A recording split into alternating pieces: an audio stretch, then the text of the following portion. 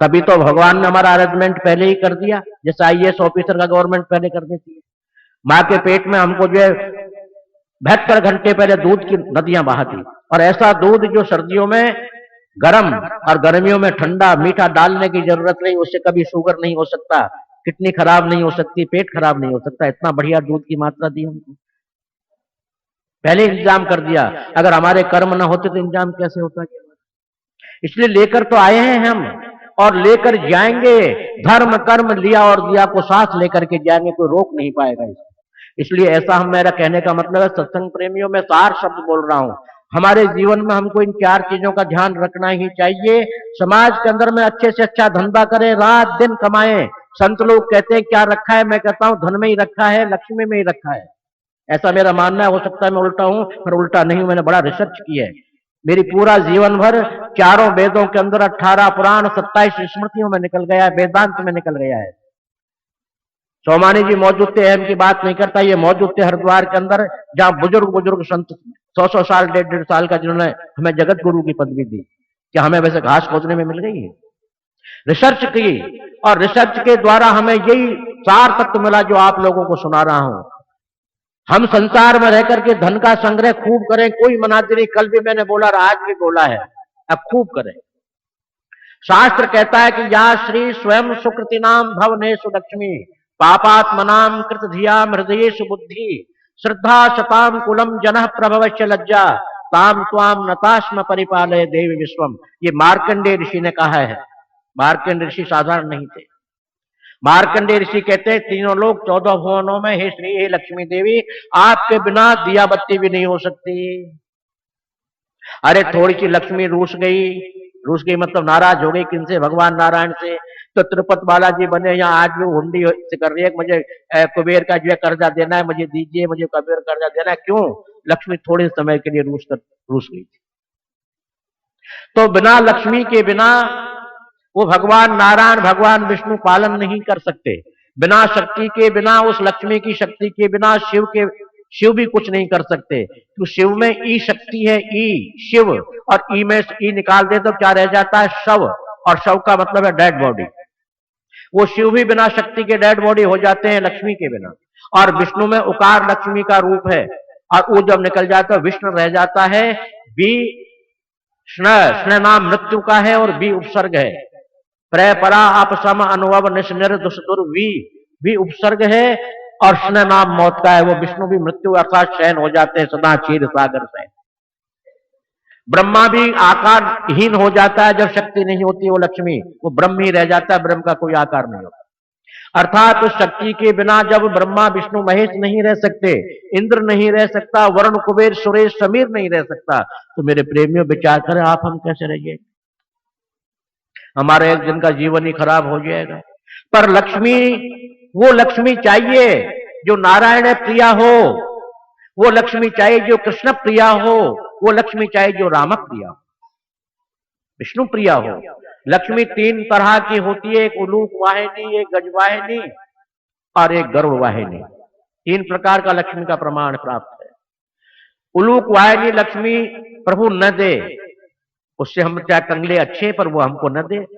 आप चाहे मांग लो, मैं तो मेरी बात कर रहा हूं, मुझे न दे। और गजवाहिनी भी मुझे न दे, आपको दे। मुझे तो गरुड़ वाहिनी चाहिए। अर्थात मेरा कहने का, उलूक वाहिनी लक्ष्मी का वाहन उल्लू होता है, और उल्लू पर वो चलती है, और उसके चमचे कह दीजिए आजकल शुद्ध भाषा में, या सेना नायक कहते हैं, सेना नायक। उसके 9 सेना नायक होते हैं। उस सेना नायक का नाम है, सेना का नाम है बाजी। जैसे Kumaon regiment, Rajputana regiment, Punjab regiment, इस तरह उसने अपने रेजिमेंट का नाम रखा है बाजी रेजिमेंट। वो बाजी क्या है? वो साथों चलती है उसके 9 बाजी, और उनका वाहन तो साथ चलेगा ही चलेगा घर में। वो जब लक्ष्मी पहुंच जाती है तो उल्लू कहीं तो रखेगी ना अपने वाहन को, उल्लू अपना काम तो करेगा ही करेगा, या नहीं करेगा जी? करेगा। तो उल्लू वाहिनी जब आती है घर के अंदर तो आदमी को उल्लू बना देती है। अब कैसे बना देती है उल्लू? रात भर आदमी 2-2 क्लबों का मेंबर बन करके पूरी रात उल्लू की तरह जगता रहता है, और वहां क्या करता है? कोई रामायण तो पढ़ता ही नहीं होगा मेरे ख्याल के, मैं तो कभी गया नहीं। अब ये पता नहीं रामायण करते हैं वहां, गीता पढ़ते हैं, सत्संग करते हैं, ये तो वही लोग जाने। पर पूरी रात क्लब में निकाल देते हैं, और प्रातःकाल जब ब्रह्म बेला होती है, अमर बेला होती है, जब घर में आकर सो जाते हैं। जैसे उल्लू सूर्य उदय होते ही सो जाता है और रात होती आंख खोल लेता है।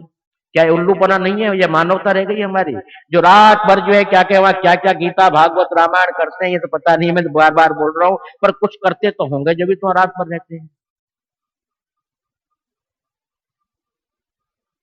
तो उल्लू आते उसने उल्लू बना दिया मानव के लिए कि रात को जगना और दिन को सोना। जो हमारे सिटियों में जो अच्छे घर है, कोई निशानी है, जो अपने आप को बड़ा घर मानते हैं, उनमें प्राय करके 90% देखा गया कि होटल का खाना ऑर्डर पे आना ही बड़े घर की निशानी, और क्लबों का मेंबर होना बड़े घर की निशानी है। जी हमें कौन जानेगा समाज में? अरे भाई तुझे समाज में जब भी जानेगा जब बेहोश होकर वहां पड़ा रहेगा और स्वान देवता तेरे मुंह में चरना मत डाल देंगे। कुत्ते पेशाब कर देते हैं मुंह में कई बार। हाँ, उनकी आदत होती है टांग उठाकर, ऐसा हो देखा है मैंने। क्या यही तेरी मानवता रह गई है? उल्लू वाहिनी लक्ष्मी आदमी को उल्लू बना करके अब उसकी सेना है 9। वो सेना का नाम बाजी है, जुआ बाजी, शराब बाजी, रंडी बाजी, पतंग बाजी, मुकदमे बाजी, नाम बोल रहा हूं सबके भाई। ये 9 बाजी के अलावा 10वें शब्द में कहीं बाजी लग दो तो कल मैं यहीं ठहर रहा हूं, ये बाबा यहीं ठहरेगा, मुझे वो शब्द और लिखवा देना। बाकी उसकी 9 और 10म स्वयं 9 बाजी है संसार के अंदर में। वो 9 बाजी उस घर में आ जाती हैं और कुछ नहीं बोले बैठे बैठे ताश खेल ले, बोले ताश भी पैसे से खेलेंगे, उसका कुछ और नाम होता है सट्टा जुआ फ्लैश वगैरह जो भी। बोले ताश खेल ले जुए वाली, बैठे बैठे सट्टा ही लगा ले, क्यों? उल्लू वाहिनी लक्ष्मी है इसलिए बुरे कर्मों की ओर उसको ले जाती। वो लक्ष्मी हमारे पास नहीं होनी चाहिए। वो गज हस्तनी हो। हस्तनी का मतलब हम राजाशाही भी हैं, धर्म भी कर रहे हैं, पुण्य भी कर रहे हैं, अपना आनंद भी ले रहे हैं। और सात्विक की लक्ष्मी वो होती है जो मानव को सत्कर्म कराती है, या सुकृति नाम, अच्छे कर्मों की ओर ले जाती है, अच्छे कर्म कराती है। सुकृति नाम भवनेशु लक्ष्मी, वो लक्ष्मी हमको चाहिए। वो लक्ष्मी हम प्रार्थना करें, मैं तो प्रार्थना प्रत्येक जीव के लिए करता हूं और मेरी प्रार्थना अगारत भी नहीं जाती, सच में होती। तो मैं तो कहता हूं कि मेरे प्रेमियों के लिए इतनी अटूट, इतनी अकूट जो कोई गिन नहीं पाए। पर मां तो उल्लू वाहन पर मत जाना, तेरी मर्जी है, गज पर चली जाना, हाथी पे कोई दिक्कत नहीं है, क्यों? हमारा बैलेंस तो बराबर बना रहेगा, पाप पुण्य का कोई बुराई नहीं है, फिर देख लेंगे। और अगर गरुड़ वाहिनी जाए, या देवी सर्वभूतेषु लक्ष्मी रूपेण संस्थिता, किम लक्ष्मी सर्व मंगल मांगल्ये शिवे सर्वार्थ साधिके शरण्ये त्र्यंबके गौरी नारायणी नमोस्तुते। हे नारायणी तुझे मैं नमस्कार कर रहा हूं, तू सब प्रकार के मंगलों को कल्याणों को देने वाली है, मंगलदायिनी लक्ष्मी ही है। तो मेरे प्रेमियों में ये कहना चाह रहा हूं कि लक्ष्मी खूब रात दिन कमाए। अगर आप अब आलस्य में हो तो मेरे कहने से कल से आलस्य को त्याग कर और ड्यूटी भी करें, बड़ा सच बोल रहा हूं। भगवान ये नहीं कहता कि तुम त्याग करके मेरा भजन करो, बिल्कुल नहीं कहता, कहीं लेख नहीं मिलता, ऐसा शास्त्र प्रमाण नहीं मिलता। आप ये कह देंगे आपने ये क्यों वस्त्र पहन लिए काले पीले?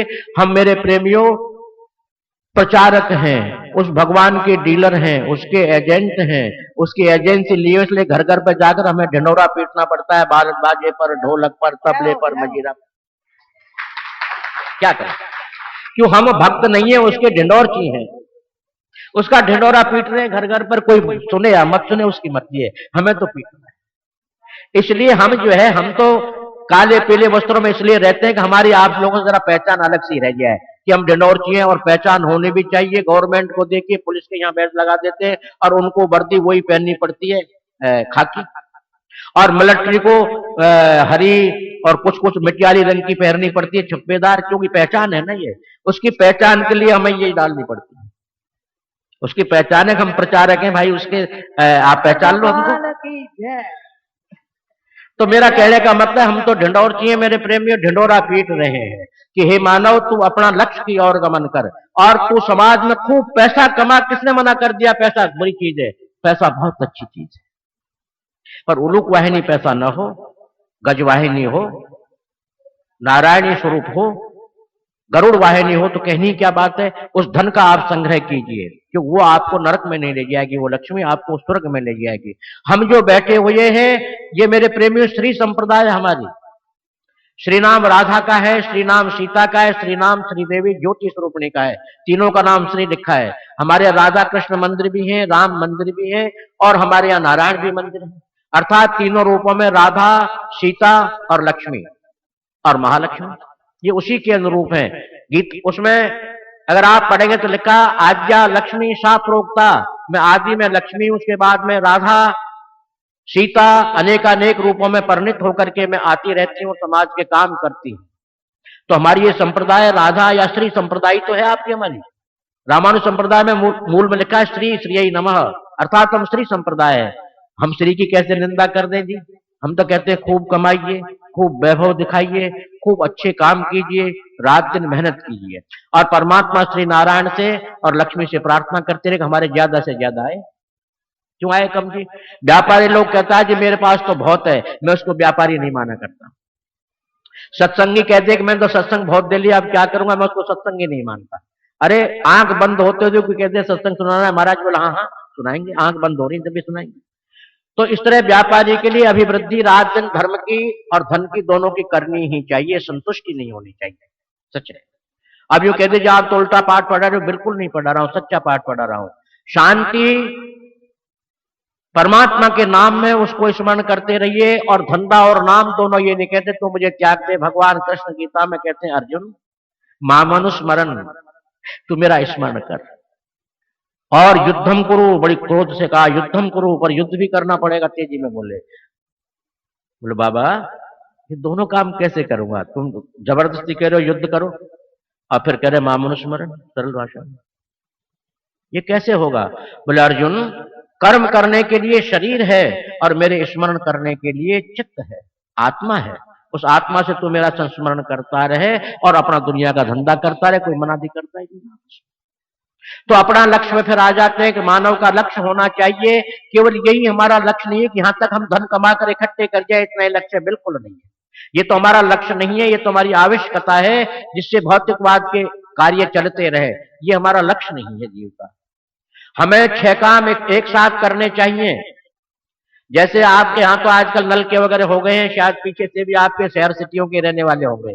मैं एक देहात गांव का जन्म लिया, मैं किसान घर में जन्म है मेरा, देहात गांव का। देहात गांव में कुएं पे पानी भरने जाती है पनहारे, वो हमारे राजस्थान में 3-3, 4-4 मटके सर पे रखकर चलती है, साथ में रस्सी ले जाती है, घड़े के मुंह के बांध कर रस्सी कुएं में डाल देती है, और उनके हाथ में कुछ नहीं रहता, 4 अंगुल रह जाती है रस्सी, और उस रस्सी से पूरी उसको घड़े को खींचकर घड़े भर लेती हैं और सर पर रख करके चल देती हैं। 2-3 सखी सहेली रास्ते में बातचीत करती रहती हैं, दोनों हाथों से भी कभी कभी बात कर लेती हूँ, अपने आदत होती है करने, पर मटकी नहीं गिरती। रास्ते में ठोकर भी पत्थर भी होते हैं, राजस्थान में पथरीली जमीन ज्यादा है, रेतीली और पथरीली 2 ही जमीन है पर, तो पत्थर की ठोकर से भी बचाती है। अगर देवर जेठ आ गया तो घूंघट भी करती है राजस्थान में। आप काम गिन लीजिए कितने किए उसने। एक साथ में इतना काम करते हुए चलती है, घड़े को फूटने नहीं देती।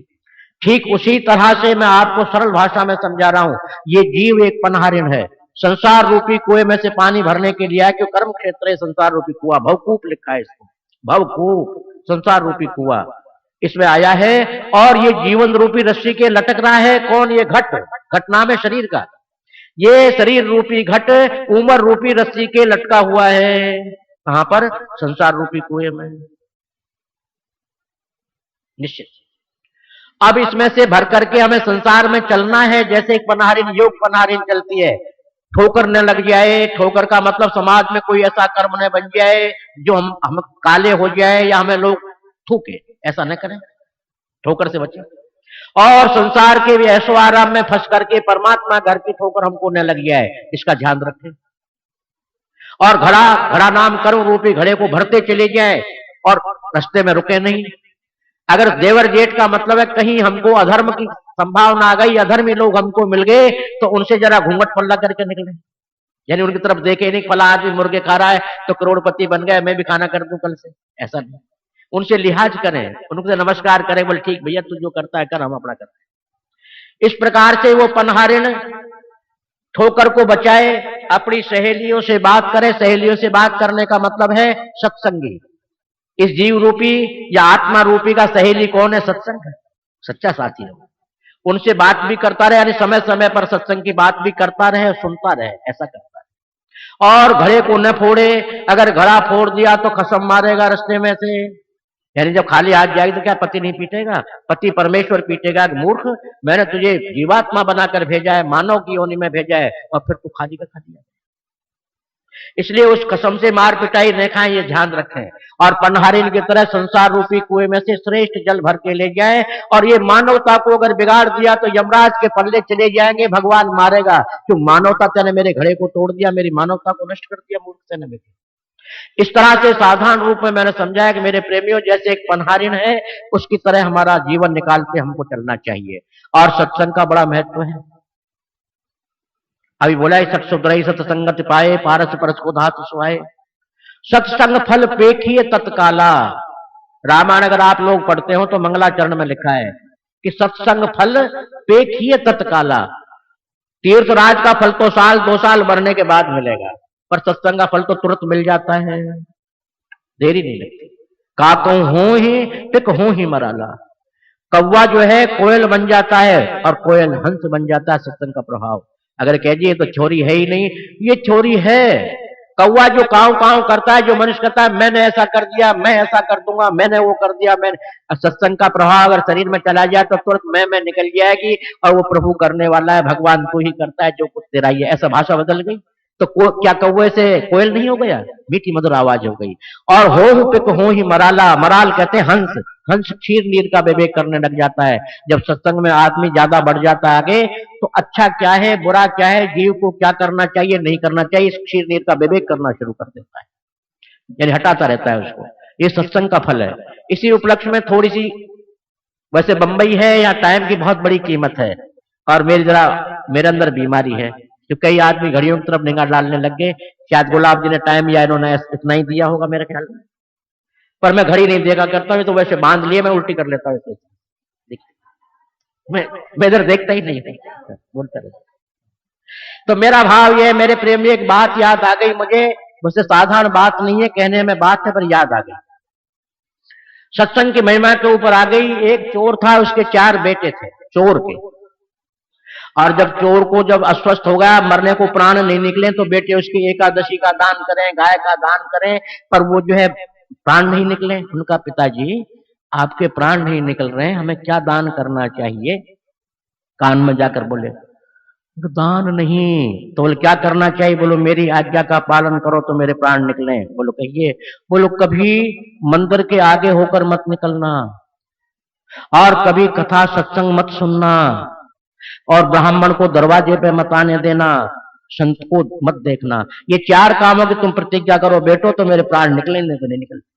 उन्होंने कहा बाप जी हम ऐसा ही करेंगे, और मर गए। अब वो 4 बच्चे बिल्कुल ऐसी बात को आखिरी में उन्होंने वो दी थी, बच्चे क्या करें।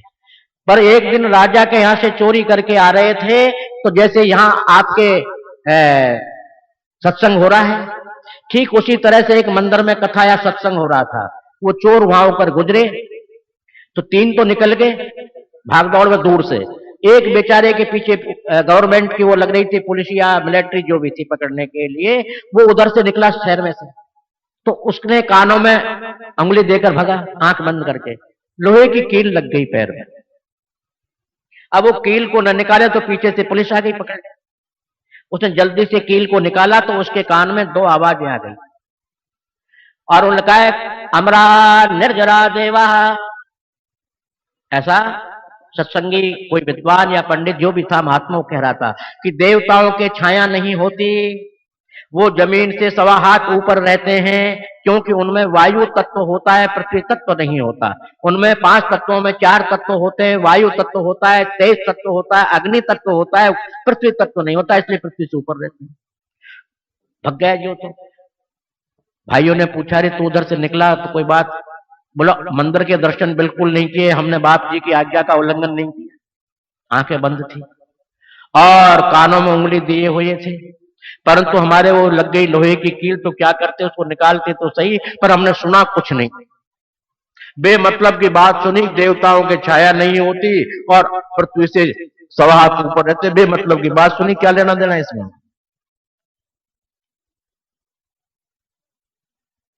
डॉक्यूमेंट प्रूफ बिना कैसे चोर साबित करेंगे? वो एक भेष का भेष बनाकर उन्होंने पता लगाया कि देवी के उपासक है, फला देवी की पूजा करते हैं। वैसे ही रूप बना करके खड़ग चक्र हाथ में लेकर खंगम चक्र गदे सुचाप वर्घ शूलम भुसुंडी सिर शंखम संदधति करे स्त्रीने नाम, ऐसा रूप बना करके वो चले गए। कौन? सरकारी गुप्तचर, खुफिया विभाग का। और जाकर कहने लगा, ए चोरो, ए फला फलाओ, तुम जब चोरी करने राजा के यहाँ गए थे तो मेरा कुछ मन्नत मानी थी तुमने।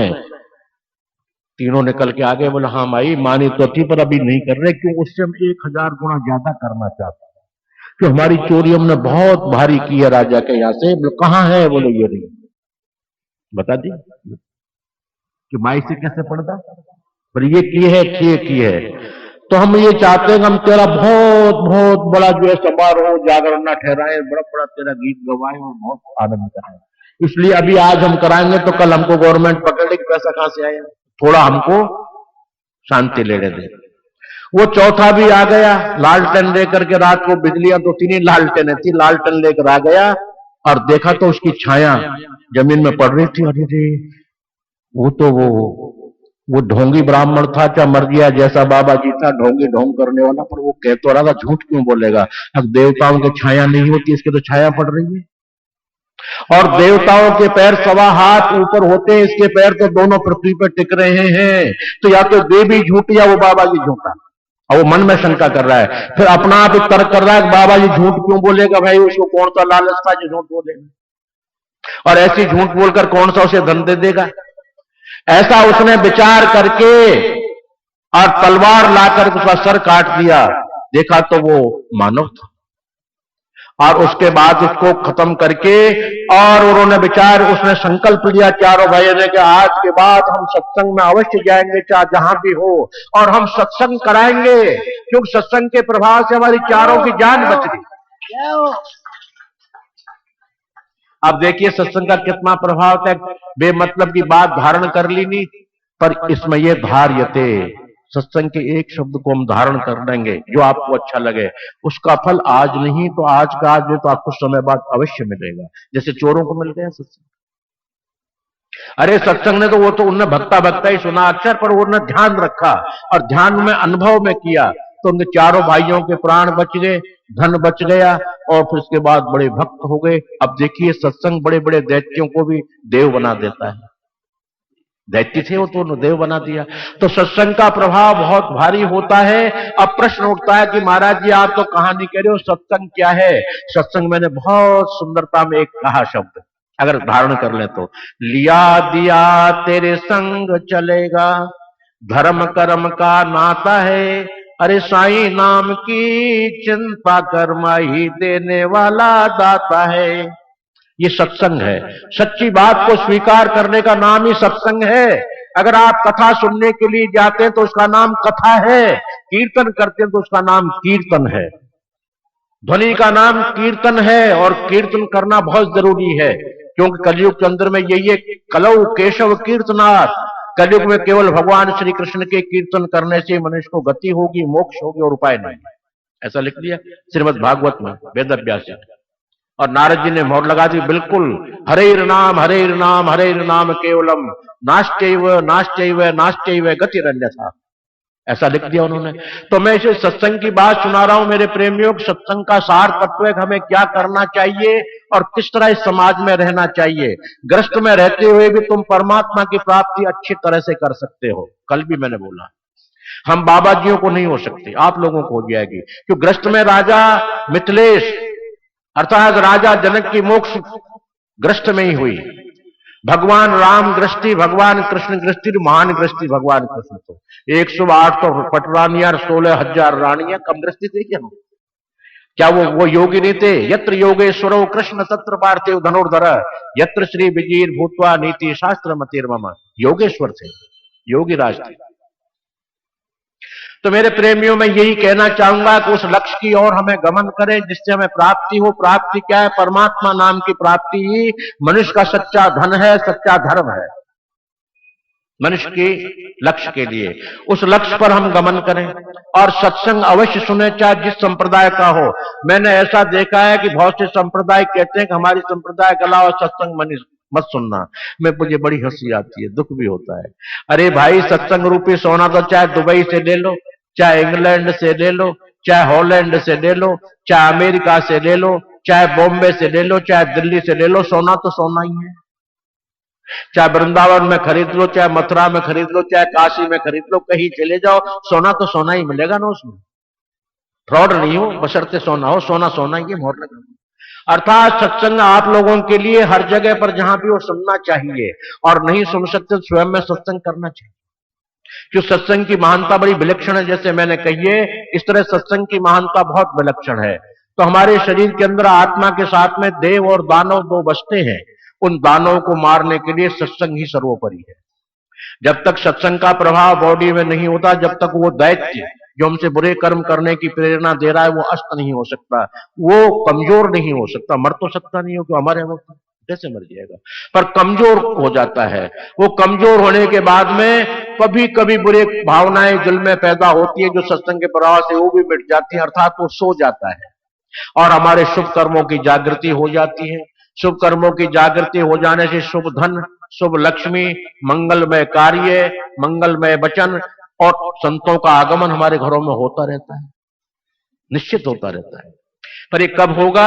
जब उस दैत्य को मारे। वो दैत्य मरेगा सत्संग से, और सत्संग में क्या है? उस परमात्मा का नाम, उसका कीर्तन और मानवता को धारण करना, इसी का नाम सत्संग है। चाहे हम घुमा फिरा के मर जाए जो कथा कहकर कहते, चाहे मर जाए जैसे कहते।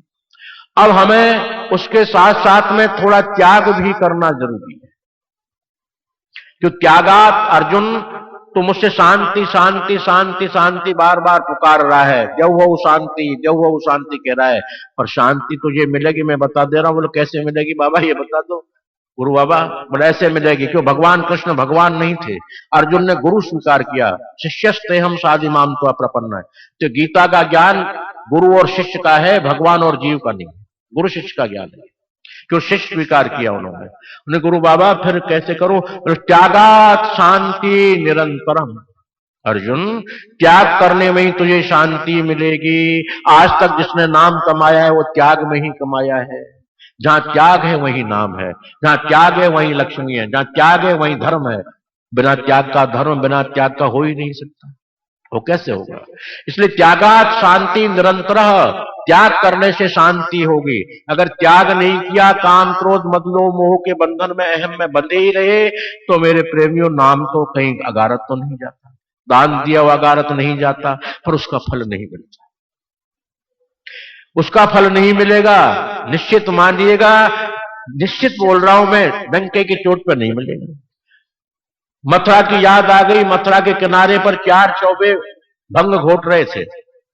आप कहोगे जी तो दुनिया की कथा सुना है। दुनिया की कथा नहीं है, वेदांत का सार सुना रहा हूं।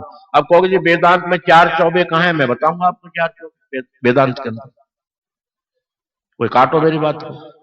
4 चौबे थे और जमुना जी के किनार पर भंग घोट करके मदोन्मत्त होकर विचार किया कि आज पूर्णमासी का दिन है, हम ताजमहल की सैर करने चलेंगे नौका से। नौका में चारों बैठ के, कि नौका से करीबन 30-35 किलोमीटर ही पड़ता है आगरा, जमुना जी से 30 से भी कम पड़ता है, 22-23 किलोमीटर है। बोलो चलते हैं, वहीं आनंद लेंगे ताजमहल का। बोल ठीक है। रात भर वो पंडित ताकतवर तो होते हैं, भंग के नशे में चंपू खेते रहे, खेते रहे, खेते रहे। और सुबह जब उठे, जय सिया राम चौबे जी, जय श्री राधा कृष्ण चौबे जी, राधे राधे चौबे जी, कृष्ण कृष्ण चौबे जी, ऐसे बोलने लगे। बोले कौन सी जगह है? बोले विश्राम घाट मथुरा का है बाबा। चौबे बाबा राधे राधे बोल। बोले ये कैसे हो सकता है? रात भर हमने नौका चलाई है, पूरी रात भर, और क्या मथुरा के विश्राम घाट पे ही रह गए? बोला हाँ बाबा, तुम तो यहीं पर रह गए। ये देखो तुम्हारे विश्वास में घरवाली आ रही है तुम्हारी, ये देख लो। बोलो बाबा हमें ये बता दे महात्मा जी कि हमने सारी रात, पूरी रात चारों ने हमने नौका चलाई, कि हम यहीं कैसे रह गए? ये तो समझा दो हमने। बोलो बाबा ये नौका खूंटे के बंद रही थी, तुमने खूंटे से खोली नहीं। अगर खूंटे से नौका खोल देते तो ताजमहल की सैर कर लेते। अब खूंटे के नौका बंदी हुई है, मिले कैसे बताइए मुझे? ताजमहल कैसे मिलेगी? तो मैं ये कहना चाह रहा कि मैंने ये कथा नहीं कही, कोई दृष्टांत आप पहुंचाने को नहीं कहा। वेद बोला है, वेद का सार और वेदांत का सार बोला है। चार है, धर्म अर्थ काम और मोक्ष, ये चार चौबे हैं। और ये जीवन रूपी धर्म रूपी जो है जमुना माई है, जो यम की बहन है, यमराज से दूर कर देती है, यमराज से लोक में नहीं जाने देती। वो क्या है? कर्म,